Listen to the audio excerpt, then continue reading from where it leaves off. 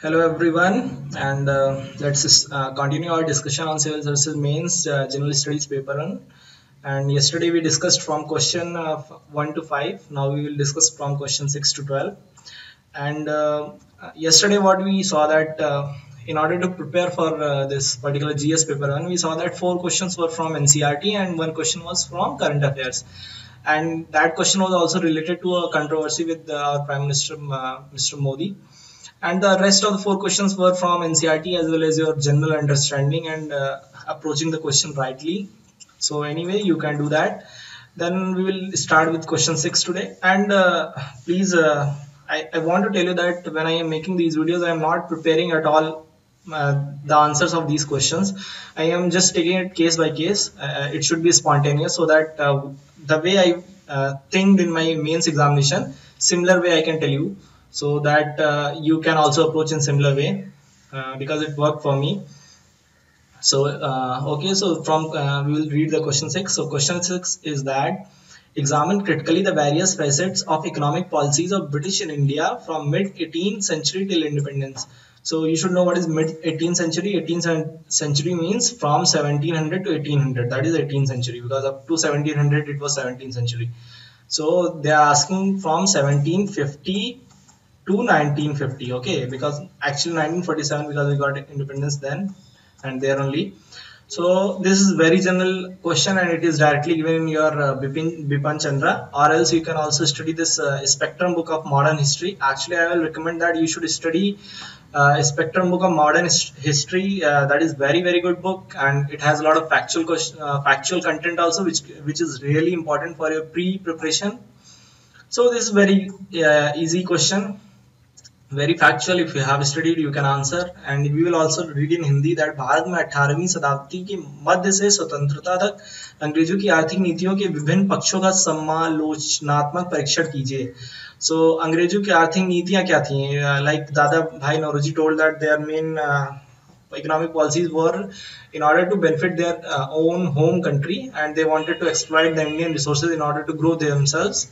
And there are so many facets, like they initially they had this monopoly, so they did this trade embargo, or else they collected the revenue from Bengal and then they used to purchase the local goods here from that revenue only, and then they used to sell it in their own country. Then there was a lot of corruption and a lot of demand for bribe from Indian kings and queens. And later, when this industrial revolution became in England, then they started this main colonial thing, like we, sorry for this.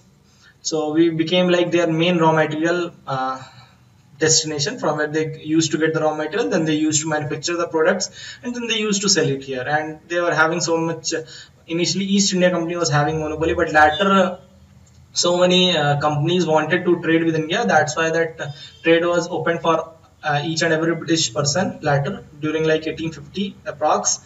You know this Charter Act of 1813, then 1833. So they gradually opened the Indian market, but only for the Britishers, other Britishers, except East India Company, because East India Company was already having monopoly. And you know that in their economic policies, they were having like they did not want to do industrialization in India. They did a lot of means they manufactured a lot of railway lines from 1850 up to 1920 30.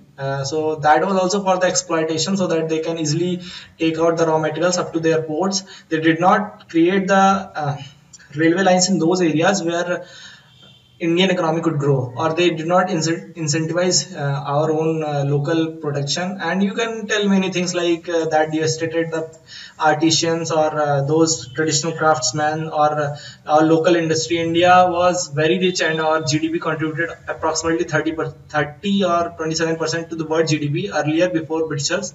And then it was totally exploited. And then you can talk about agriculture also, like agriculture is stagnated. Even the production reduced in latter half of the 20th century, that is from 1900 to 1947. Actually, the agriculture production was negative rather than increasing. Then jamidari, then land policies like royalty system and high land revenue. And these are some of the economic policies. You don't need to or like all those salaries and allowances to Britishers, or using Indian money to fund their army. So actually, this question is means you can write a lot. Actually, you should, if the 3 pages are given, you should fill all the 3 pages in this question. This is the question where you impress the examiner. Like this, see, I know the things. So this is actually a very good question. Okay, we'll see the next. Okay, then the question 7 is, in what ways did the naval mutiny prove to be the last nail in the coffin of British colonial aspirations in India? Actually, this is also totally given Bipan Chandra. You can also read it in Spectrum. In Spectrum also, it is clearly given that why the naval mutiny proved to be the last nail in the coffin. We will also see the question in Hindi. So in Hindi it is, किन प्रकारों से नौसैनिक विद्रोह भारत में अंग्रेजों की निवेशिक महत्वाकांक्षाओं की शव पेटिका में लगी अंतिम कील साबित हुआ. मीन्स उनकी शव पेटिका ऑलरेडी हो चुकी थी. There means their coffin was already made, and औपनिवेशिक महत्वाकांक्षा means their colonial aspirations. So that was already coffined because of World War II. They were not able to control India due to their own weaknesses. They were totally devastated by this German attack on themselves, and they were not really a world power in that sense, which they earlier used to be. And apart from that, there were so many struggles going on, like Mahatma Gandhi's non-cooperation or Quit India movement, or so many things were there, and so many rebellions, peasants rebellion, or so many tribal rebellions. So these are the things. So they already coffin was made, but the naval mutiny became antim keel, that is last nail. So last nail means now it is over. So it is clearly given that why naval mutiny occurred, because of some discontent among naval people, and it gained a lot of support from Indian people. A lot of protest happened in Bombay as well as Calcutta, and the whole India was actually supporting this naval mutiny, and so many ships already, means the naval personnel from other ships also supported this mutiny. So this is how you can say that you can make a background like why already the Shaw Petka was made due to this World War II, and then this so many movements going on in India, or this Indian National Army you can also describe.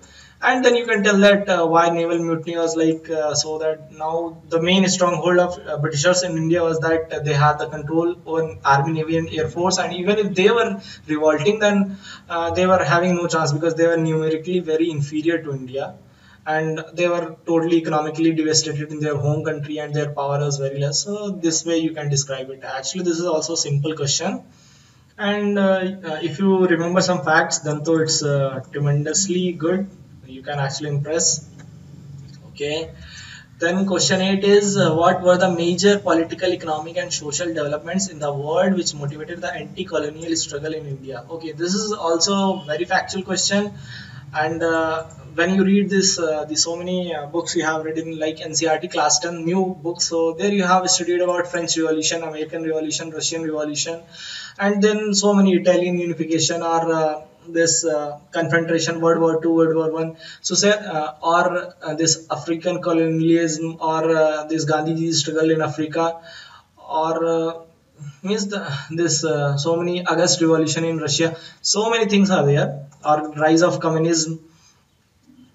So, or even if you read the Bipin Chandra, you will see that there are so many movements going on in world in support of India. Say, for example, this Komaragatu, there was a ship Komaragatu. I don't remember exact name. So that thing occurred, and then this Gadar party in America, or so many revolutionary activities are also going on that were inspired by communism.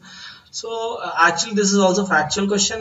This is open ended. You can mention anything and justify that this is the international event which actually influenced the Indian event.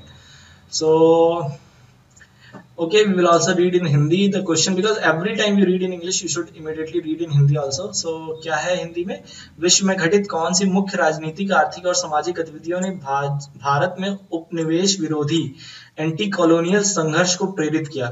So उपनिवेश विरोधी, that is the main keyword. So you know that there was so many struggles against slavery in many colonies of erstwhile colonies of French as well as British.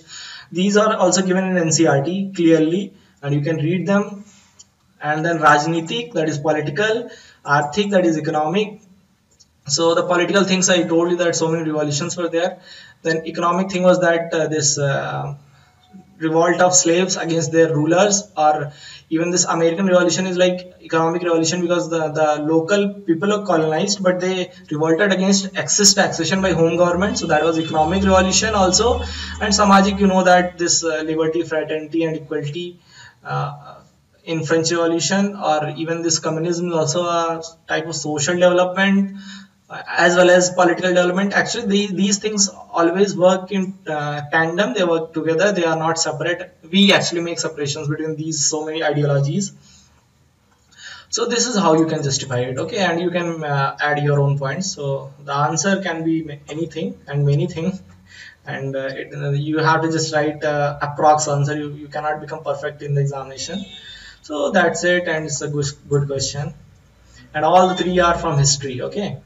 Okay, this is the fourth question. This is also from history, and this is from world history. I think that this time very less questions came from world history.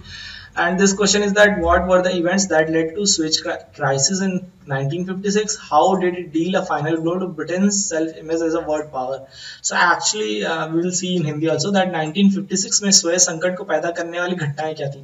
तो सब first of all you have to write what are the घटनाएं. Actually, when you read the question in Hindi, it becomes totally clear like what they are asking. You can be confused in English, but you should always read the Hindi version, okay?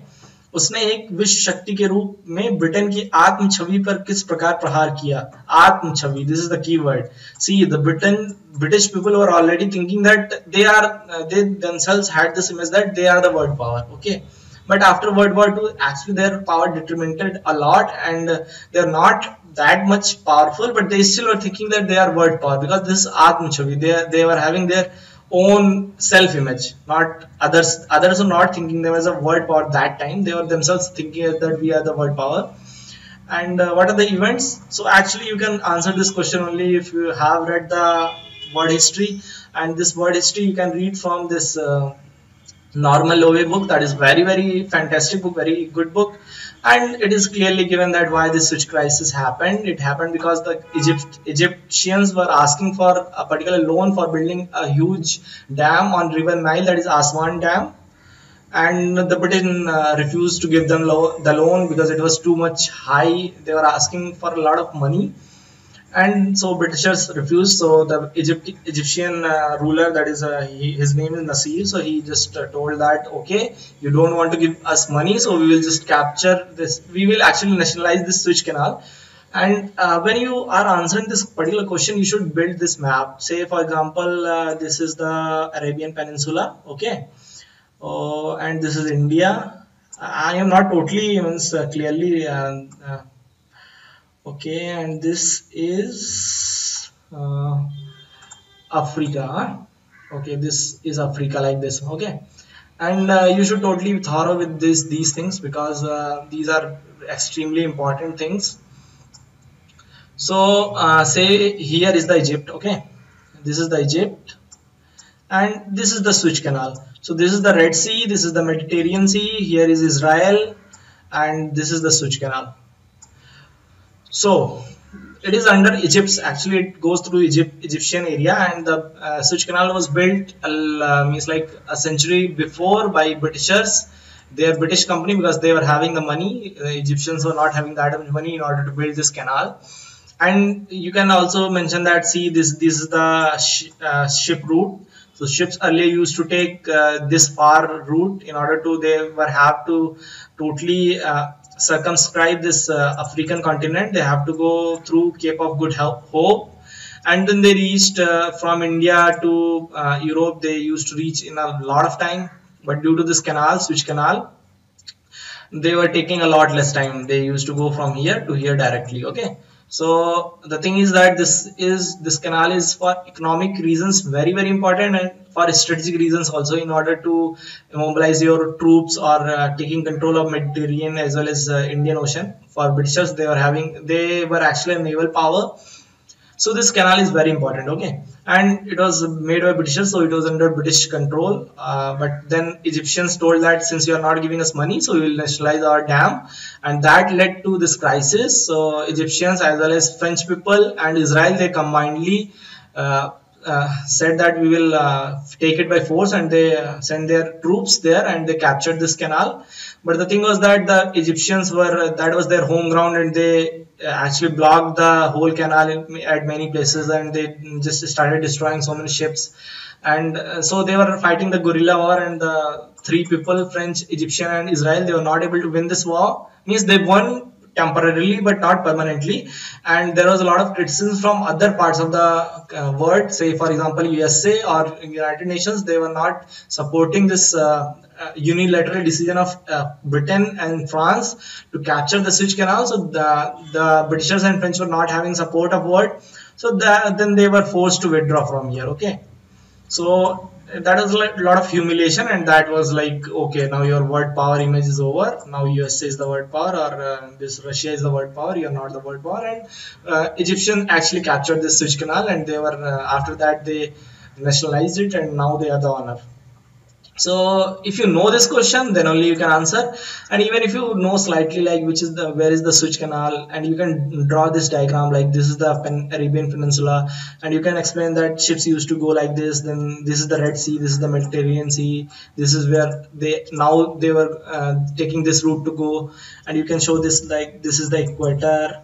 Actually, if you draw the equator now, then you will be clear. See, India should be like this.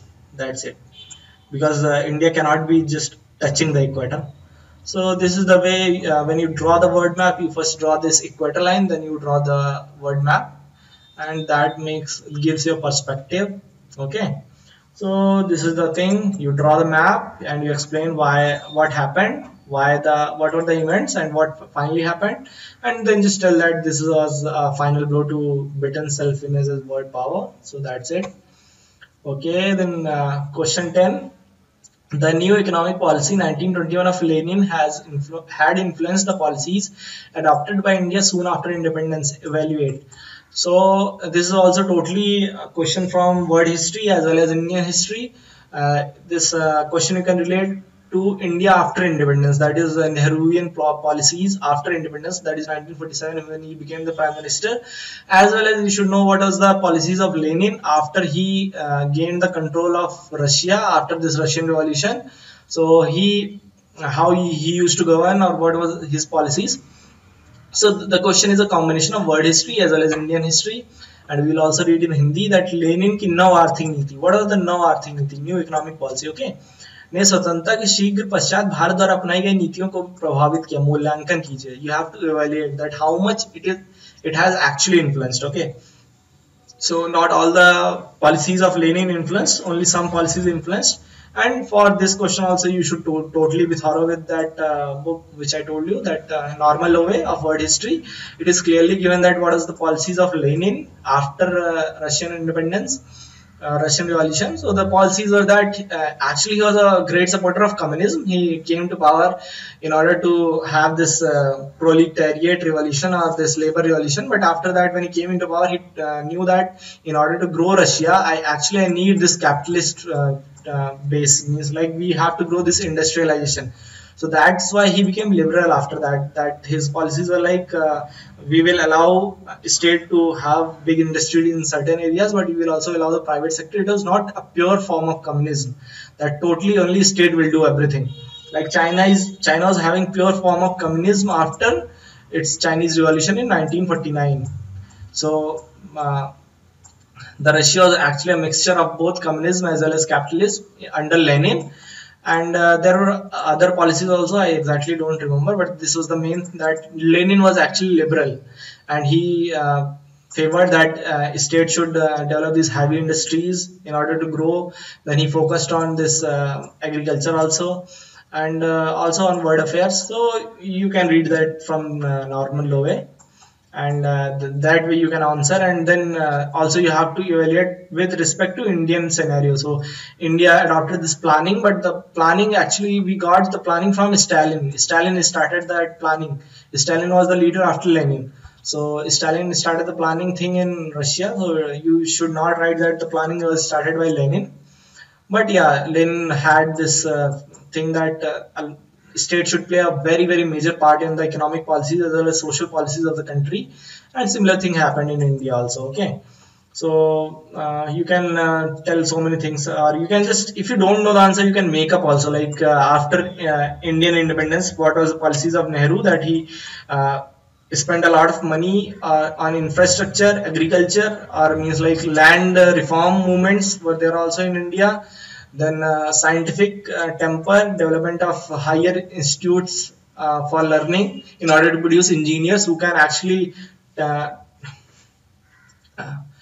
run the machines that India was importing from the foreign countries. Then development of heavy industries, Mahela Nobis plan, planning, and so many things are there. So you can write actually, and study more, study clearly this word history by Normal Love, as well as this India after independence by Bipan Chandra. So this is all about today's discussion. This particular question is from Normal Love and Bipin Chandra.